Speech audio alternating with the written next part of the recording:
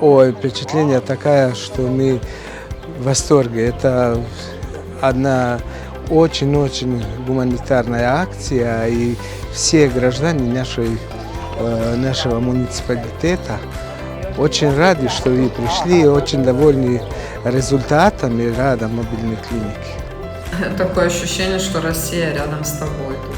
А тем более еще врач, еще такой, просто со всех положительных сторон характеризует. Просто для меня Виктор показался вообще такая комплектная личность, что неудивительно, что тоже, хоть он молодой, но большой опыт за плечами. Все рады, что встретились с Виктором, и все говорят, какой он стручный и какой он хороший врач, хороший человек. Объективный, приступается к всему по вопросу пациента, не только что его в диагнозе.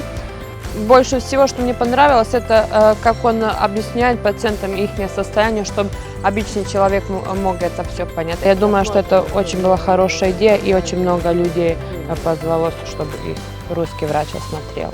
На уровне мобильной клиники посмотреть основные параметры и человека сориентировать, куда что определить, что я тоже старалась в этом помогать. Я очень рада, потому что у меня была возможность, чтобы работать с русскими врачами, чтобы у меня был какой-то новый вид опыта.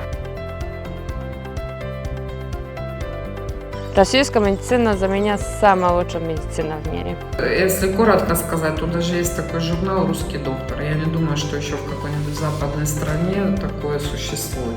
Мы всегда знаем, что Россия наш искренний и единственный друг в мире.